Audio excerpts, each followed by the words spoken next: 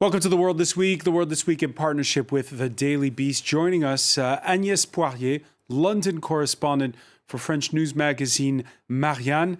Agnès, you're joining us, though, from this side of the channel. Yes, because it's the weekend, le weekend. All right. So I'm in Paris. Great to see you again. Great to see Richard Verly, Paris correspondent for Swiss daily newspaper Le Temps. How are you? Hi, Francois. Fine. Nice to see you again. Nice to see you virtually. Iris Makler, France 24, Jerusalem correspondent. How are things? Dreaming of le weekend in Paris. Dreaming of a weekend in Paris. Well, I can offer you perhaps a glimpse of Newcastle. Judah Grunstein, editor-in-chief of World Politics Review, joins us. Judah, can you remind us, where does one find World Politics Review?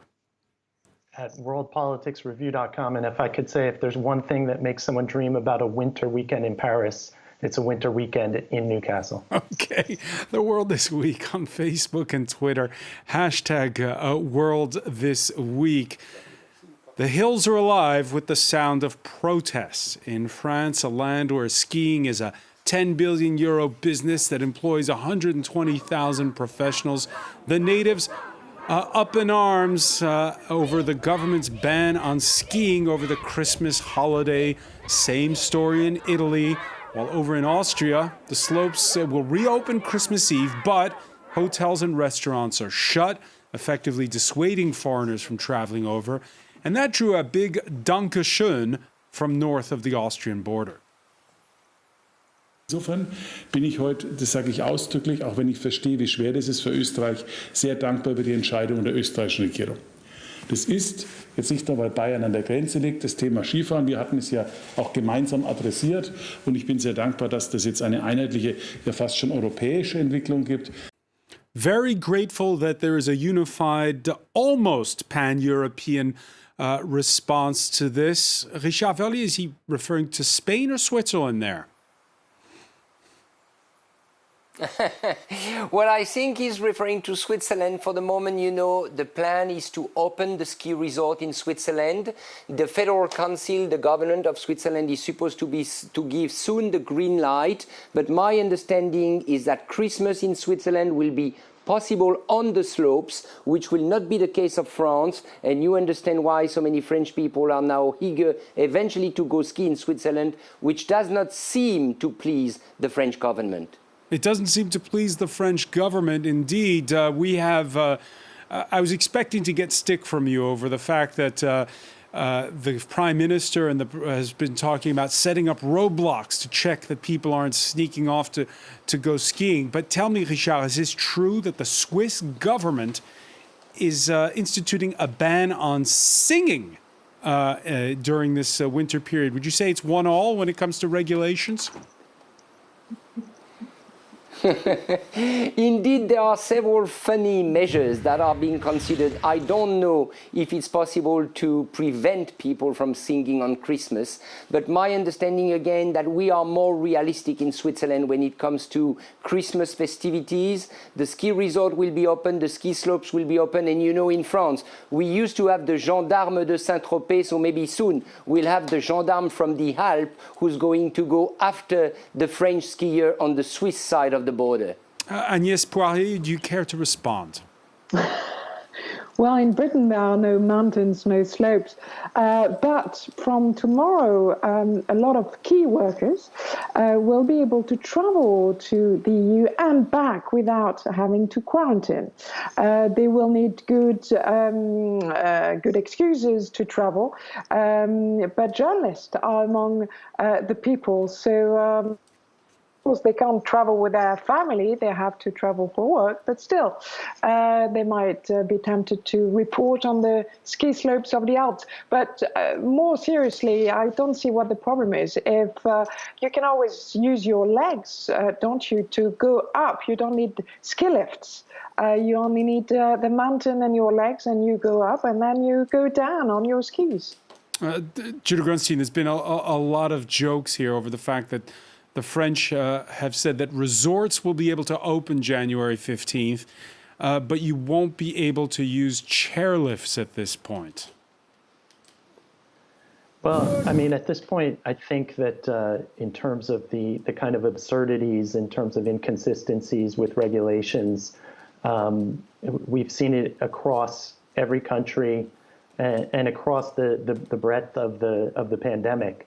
In the UK, the equivalent now is police harassing people in pubs to determine whether what they have on their plate constitutes a real meal or just a snack, because you can only drink alcohol and be at the pub if you're actually eating a substantial meal.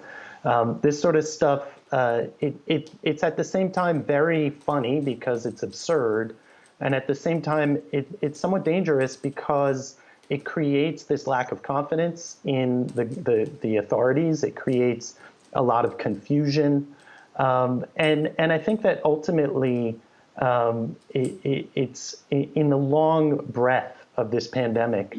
I remember in February there was a British citizen who traveled back from Asia, and he stopped off in France at a friend's ski chalet before coming back to the UK, and he infected about 11 people.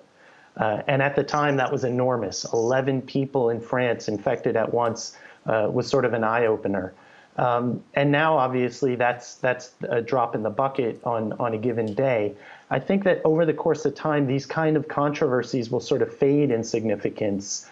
And the real important stuff, like getting the vaccines approved and rolled out and administered, and then getting to the hard work of rebuilding economies and helping people rebuild their lives will take over. And I'm not sure how much these kinds of controversies will remain in our consciousness when we think back on the pandemic. All right, let's graduate to that issue. Yeah, it's not just winter sports testing European unity or what's on your plate, but it's also about social distancing to avert a repeat of last spring's face mask nationalism. The EU 27 are going to roll out in concert the mass COVID vaccinations in synch. On that score, guess who beat them to it? The UK was the first country in the world to pre-order supplies of this Pfizer vaccine, securing 40 million doses. Through our winter plan, the NHS has been preparing for the biggest programme of mass vaccination in the history of the UK, and that's going to begin next week. So, Iris Mockler, picking up on Judah's point here, who got the vaccine first? Ultimately, will it matter or not? I think the rollout is much more important and much more difficult than who got it first. Britain is a small country, a crowded country, and a cold country.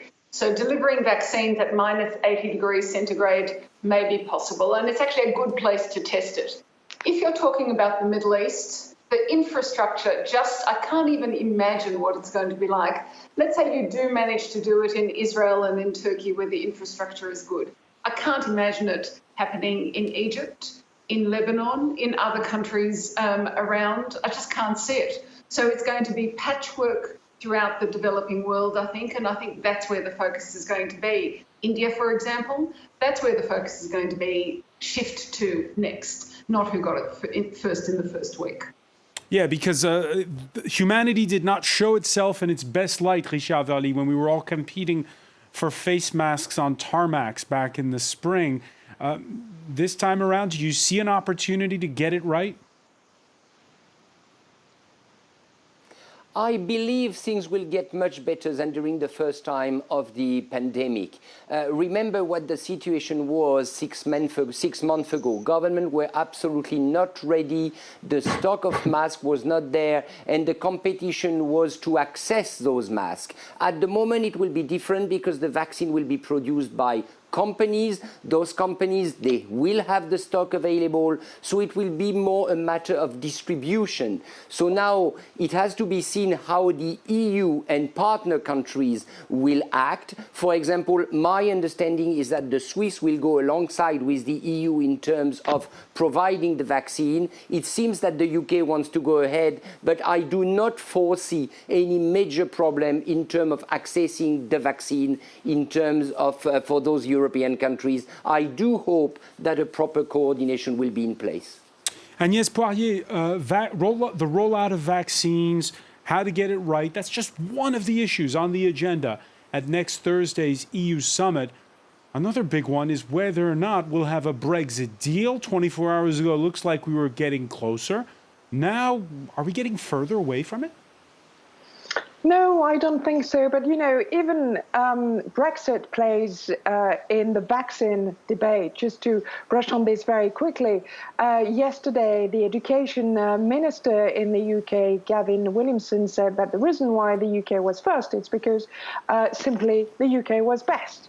And its people were better than the French, the Belgian, the Americans, failing to mention that it was a German and US endeavor, at least when we're talking about Pfizer. So you see, Brexit is infecting everything. And of course, now we're entering, I think, the third night of a pizza night for all the negotiators. And of course, we've got, the British media love to say that the French are going to veto it. They want to blame it. If it's a disaster, no deal, it will be down to the French intransigence. But I'm quite hopeful, actually, having lived through almost 4 years of this saga. I think they will get a deal. But of course, fishing rights, level playing field, it's the last two topics, important topics, that they really need to agree on. Judah Grunstein, do you share that cautious optimism? Cautious, yes. Optimism, I'm a little more agnostic or neutral. I think that at this point, obviously, everyone we've been here before, right? So this kind of brinksmanship was playing out at this time last year. Everyone is aware of all the dangers and all the pitfalls and the consequences of a no-deal Brexit.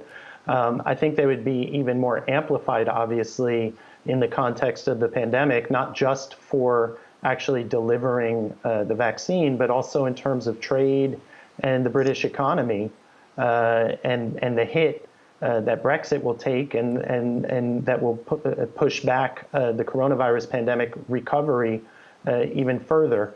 And yet, in spite of that, every negotiation comes down to the wire. Nothing is agreed until everything is agreed. And both sides have very fierce political constituencies, domestic constituencies that they have to satisfy. Not necessarily the most important ones. When you get to fisheries, for instance, in the UK, it's a very tiny industry, but a very politically vocal one. It's an industry that really represented in a lot of ways the face of Brexit. And so letting them down is in some ways politically untenable for Boris Johnson. So and just to sum up, we've been here before. Everyone knows the stakes and the risks. I wouldn't be able to predict. I would lean toward them reaching a deal just because of how grave the consequences of a no deal would be. But at the same time, that hasn't seemed to necessarily stop people from pushing things to the very last minute in terms of brinksmanship in the past. All right. Now, by television talk show standards, we at The World This Week like to think that this one is on the highbrow end of the scale. Sometimes, though, there's no avoiding a sex scandal. One of the architects of Hungary's constitution and the provision that states that marriage is only between a man and a woman has been caught with his pants down. The now former member of the European Parliament, Jojhef Zsayyer, caught escaping through the guttering of a lockdown-breaking gay sex party in Brussels. There were 30 people in attendance. He had narcotics in his backpack that he claims were not his own.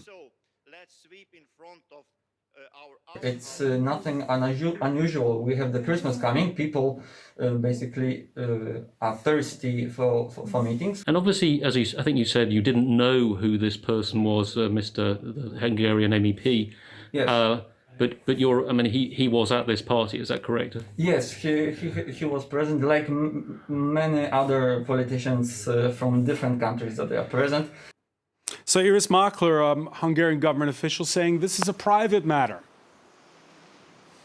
Yes, I must say I have enjoyed this scandal this week. I think it's my favourite scandal of the week.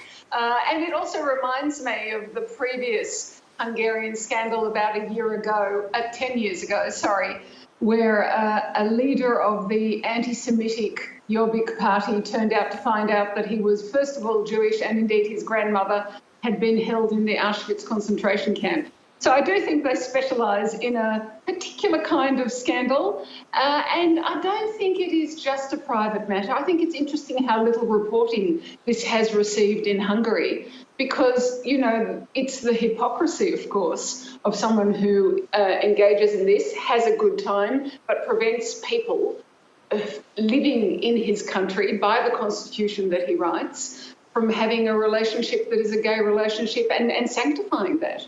So while I do think it's delicious, I do think it has a serious undertone too.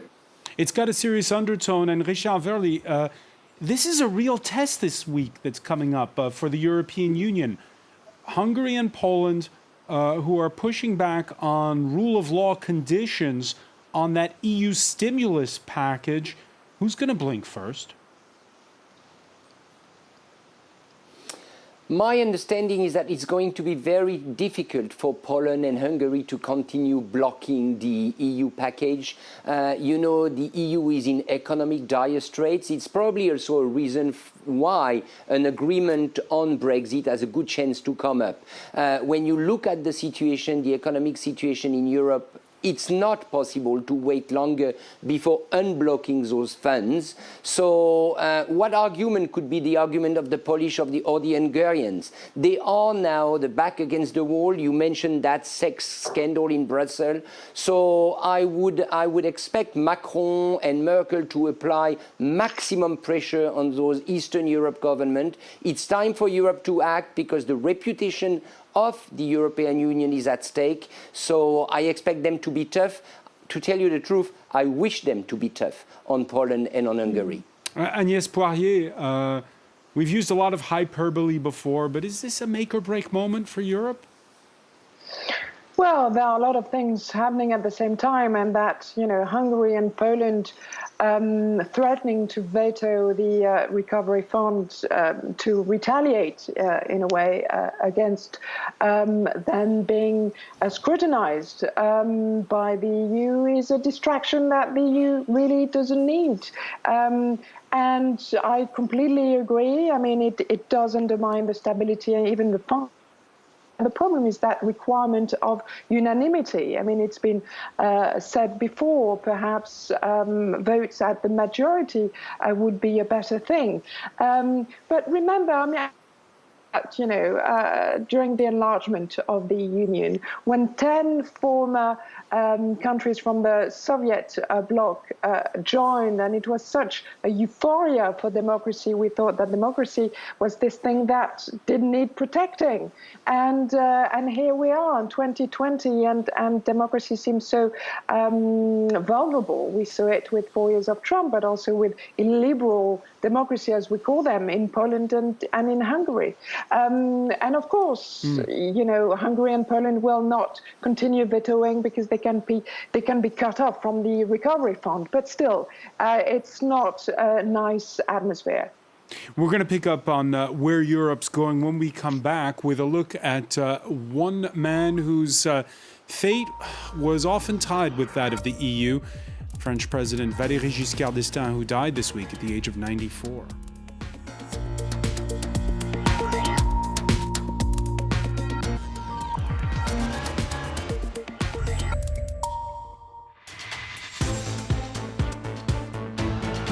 Welcome back, or welcome if you're just joining us. It's The World This Week. The World This Week in partnership with The Daily Beast. Joining us from Paris correspondent for, London correspondent, excuse me, I get confused, Agnès Poirier. Agnès Poirier for a London correspondent for a French magazine, Marianne. There, I got it right. Richard Verly, Paris correspondent for a Swiss daily newspaper, Le Temps, is with us as well.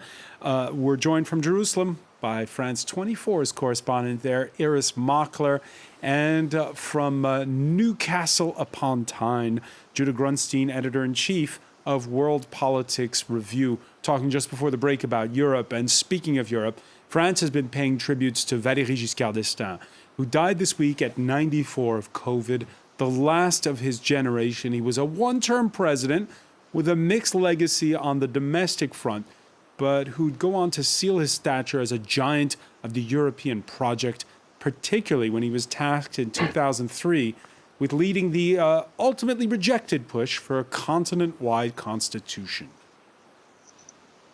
Debout, sur le seuil de l'ère nouvelle, décidons d'entrer ensemble dans la nouvelle Europe. Let us walk together towards a new Europe. Judah Grunstein, your thoughts? Well, he's a very interesting figure, as you said, in terms of French recent French history. He was something I like to think of him as the transitional that became transformational.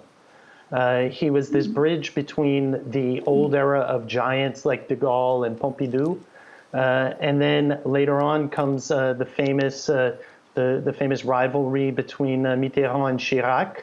And he kind of fits right there in the middle. He doesn't seem to have that big an impact on the country.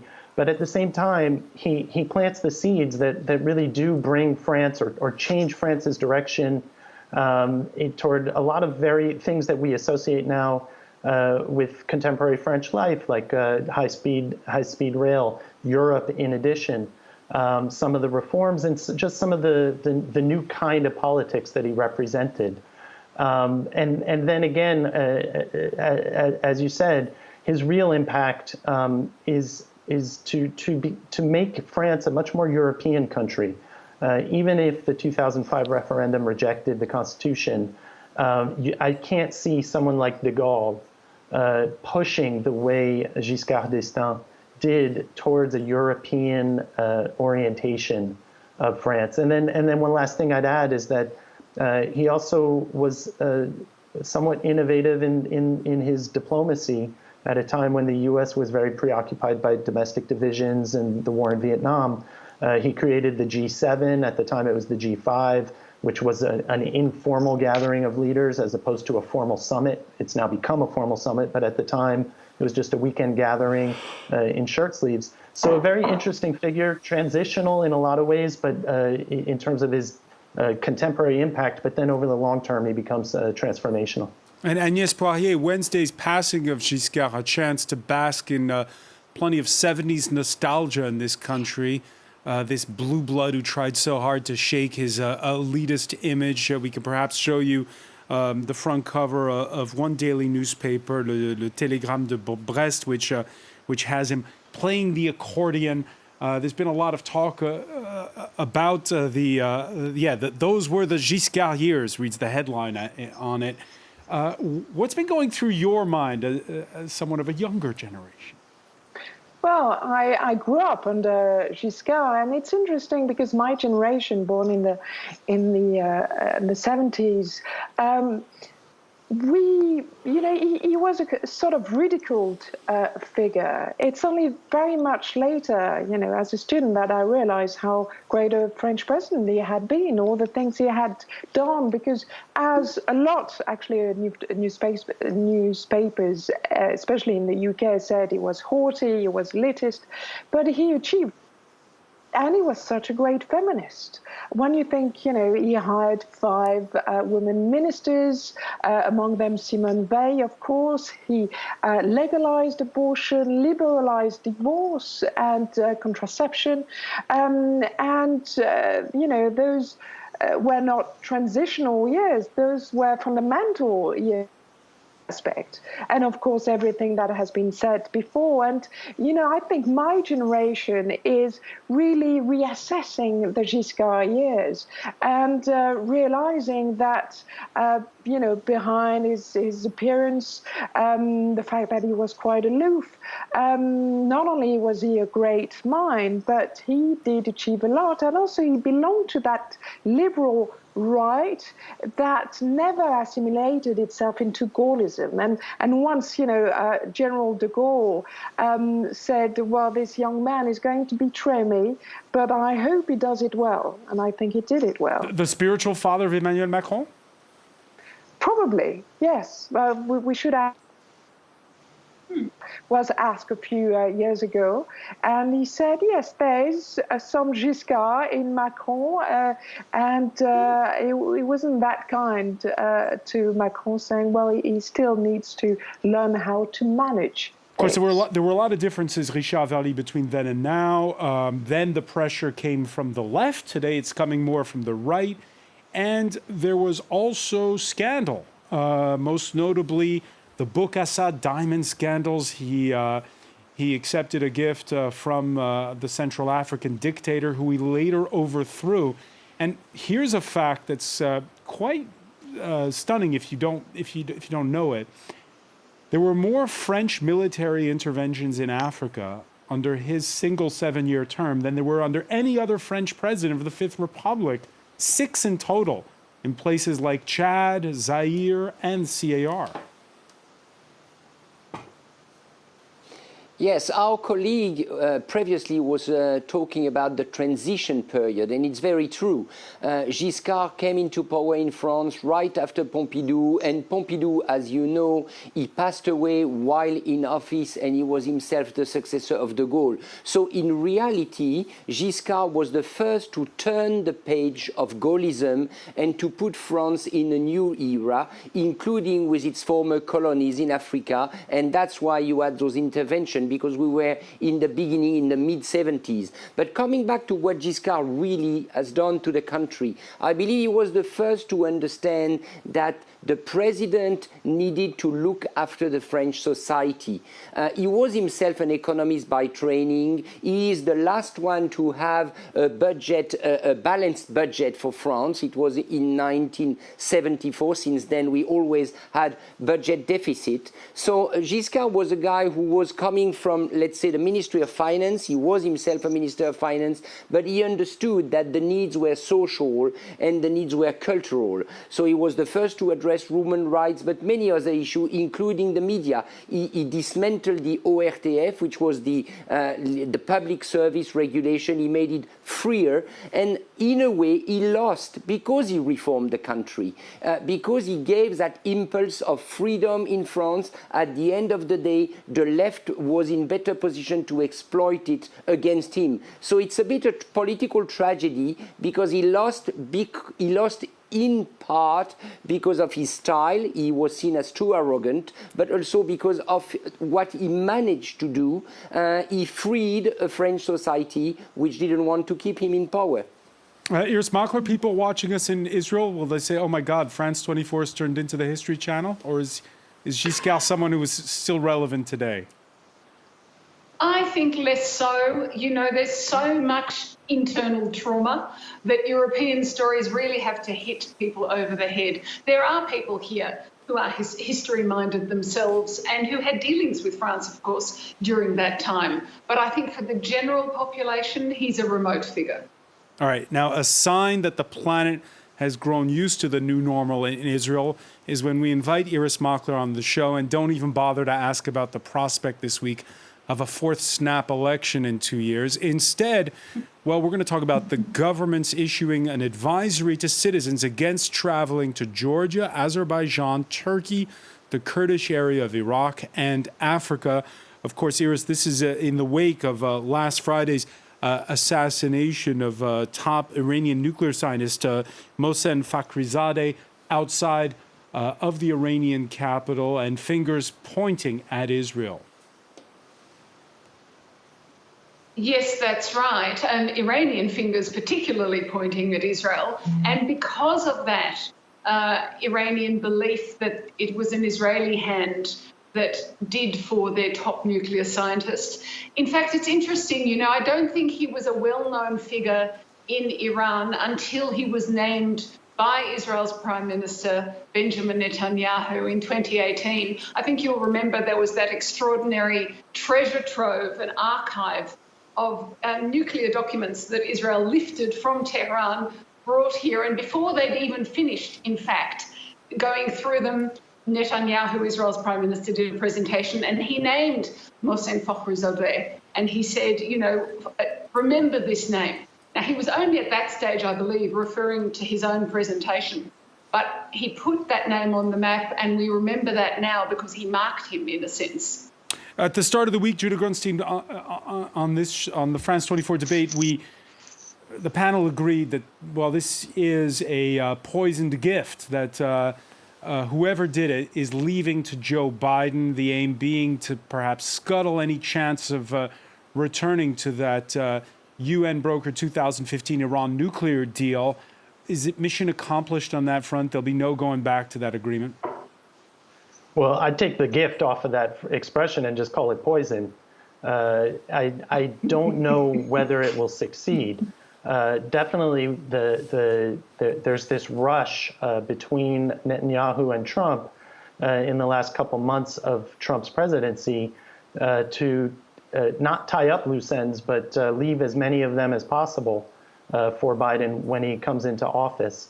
Biden has since repeated that he has the intention of re-entering the nuclear deal with Iran. Iran, there's no guarantee that that will happen or that it will be successful.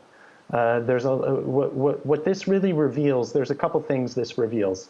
To begin with, it puts the Iranians in a very difficult position because they have to respond in some way, but they have to respond in a way that doesn't invite an over-the-top reaction by Israel or the U.S., military reaction, that is. And they also have to respond in a way that leaves the door open to diplomacy with Biden. But they do have to respond, and I expect that they will over the long term. They already passed a resolution or passed a law upping the notch in terms of their non-compliance with the deal that can be reversed. The other thing that it reveals, though, is the United Arab Emirates were very quick to distance themselves from the killing. They've actually been reaching out to the Iranians more in terms of quiet cooperation around the pandemic and other things, because they're right in the front line and in the firing line of Iran's short-range precision strike missiles, whereas Israel isn't. So as much as there's been this sense that the Saudis and the Israelis are lining up to oppose a re-entry into the nuclear deal by the United States, I think that there's a range of threat perceptions between the Gulf states and Israel that could actually undermine their position. Yeah. And then, go ahead. Yeah, but I don't know for sure that it has put returning into the deal off the table for Biden. What's certain, Richard Verdi, is we're all wondering if the current state of play, which is pretty binary, you're either with the Saudis or with the Iranians, whether or not that's going to change. Well, to tell you the truth, let me come back a bit to Biden and the U.S. position. In a way, it makes the situation more difficult to Biden to come back to an agreement, but you can also see this as an opportunity for the US administration, because now Iran has been weakened by this assassination, and it is a possible opening for the US diplomacy. So I would see this as a good momentum for Biden to catch the possibility of joining again a UN framework agreement. Now the big difficulty we're going to see is what you said about the possible retaliation from Iran. If that retaliation comes before Biden inauguration, then clearly it will be difficult for the US government to do anything else. But if Iran is clever enough to wait a bit for Biden to be in power, then we might be surprised during the first week of Biden power. Agnès Poirier, again, this seems to always happen during the interregnum, right? The lame duck period between two U.S. presidents. Sometimes it's Europeans pushing some kind of initiative for the Middle East. In this case, it's the prospect of spiked up tension. Well, I mean, it's Trump's parting shot, really. And it's just inflaming a region that is, already volatile. But it's interesting because Trump's strategy of the last 4 years, of this maximum pressure strategy, I think he called it, it didn't work at all. It completely failed, apart from triggering, of course, with the sanctions, a deep recession in Iran. What happened? Just that Iran actually expanded its atomic program, but there is a sliver of hope, I would say, because Biden is not responsible. assassination. That's as clear as is possible. And Europe, which has always remained within the nuclear agreement with China and Russia, really have a role to play, I think, to be a go-between between the Biden administration and Iran, so that Biden and the US can rejoin that nuclear agreement. And I think this is optimistic, like for Brexit, and it will be a very, very long process.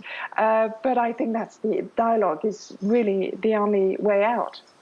All right, this holiday season, there's an appeal from parliamentarians who've grouped together from around the world to stand up to China's moves to boycott Australian goods. This December, we are asking you all to join us in standing against Xi Jinping's authoritarian bullying. By drinking a bottle or two of Australian wine and letting the Chinese Communist Party know that we will not be bullied. So where to begin? I think I'll begin with my compatriot Agnès Poirier. Agnès, would you be doing one of those twist-off bottles of Australian wine at your dinner table this Christmas? Well, of course I will.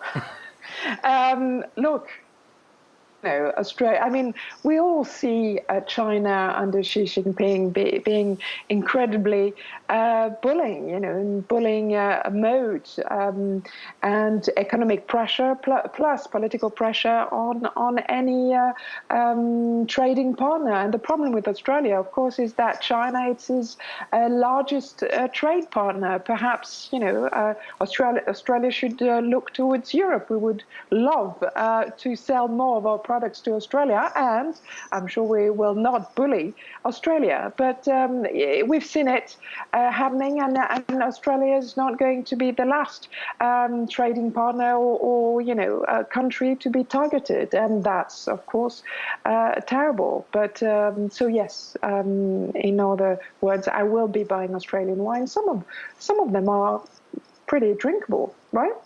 All right, we can discuss that. I won't ask Iris Makler, who's a very biased journalist on this matter. But Iris, more seriously, there are two schools of thought inside of Australia over the government's handling of China since April, when they made that initial request to, hey, we want to go in and have an investigation of the origins of the COVID pandemic. And then, we've had barley and the boycotts on a whole host of other things, or an escalating trade war. Some saying Australia was right to stand up to them, and others saying it's a little too much, like the former Prime Minister Kevin Rudd, saying it's too much megaphone diplomacy on the part of Scott Morrison. Yes, there are criticisms. I think the larger point is the point that was made earlier. This is Australia's largest trading partner, and the problem is Australia's largest trading partner is not its best friend. And Australia has done this in the past. 40% of imports and exports go to China. So we've had that in the past with Japan and with Britain, but they were aligned in values, looking back to our story about Europe and Hungary and Poland.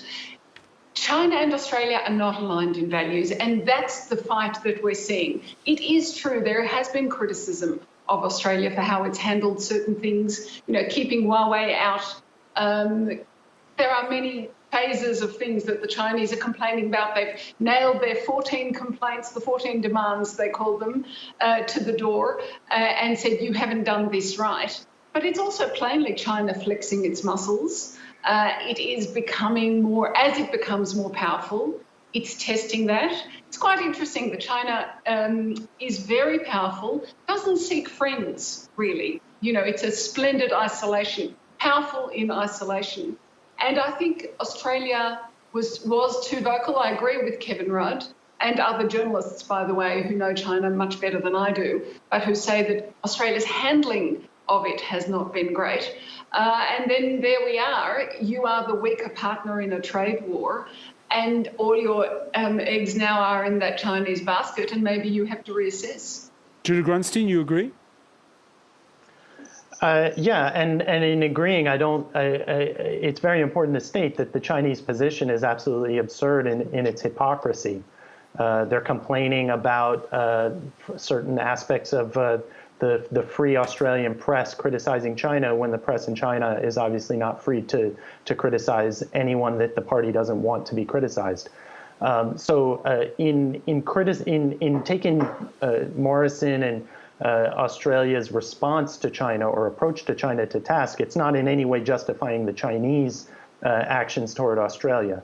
But yeah, when you're dependent in a way for your security on a much larger partner, when you're dependent economically on the adversary across the table, you can afford to be, or you have to be, a little more diplomatic about picking your battles, how to fight the battles, and not calling so much attention to yourself from that adversary and also trade partner across the table. So certainly, I'd agree. I think also that this is the new reality. This is what a lot of countries are going to be paying attention to. Many have already gone through it, Japan, South Korea. Not all of them will have the size of the American economy or the European economy or the strength of the US military. But this is the period that we're entering into in terms of international relations. How to deal with China, a China that is increasingly strong economically, increasingly ambitious in terms of the kind of role it wants to play. And that's going to be a real problem for a lot of countries around the world. Bilaterally, it's a mismatch. But do you see the rest of the world standing by Australia? Well, concerning the Australian wines, probably not. I'm sure that if other countries, including France, have the possibility to export more in China, they will do so. But when it comes to the global trade, we all understand now that trading with China has become a minefield. It's the political price you have to pay when you deal with China is becoming enormous. And the fact that in Europe, but also in the US, the governments are not ready to accept Chinese technology anymore when it comes to 5G and so on, then clearly we're coming to a tough time after the pandemic. Now you can see it the other way around. The pandemic has revealed the essence of the China versus the rest of the world competition. So we've got to adapt to that. So my advice to the Australian wine maker would be to look for other markets. They're probably doing so, or maybe to try to drink more wine. All right, we're out of time, Iris Makler, so in 15 seconds or less, give us the shtick about how great Australian wine really is.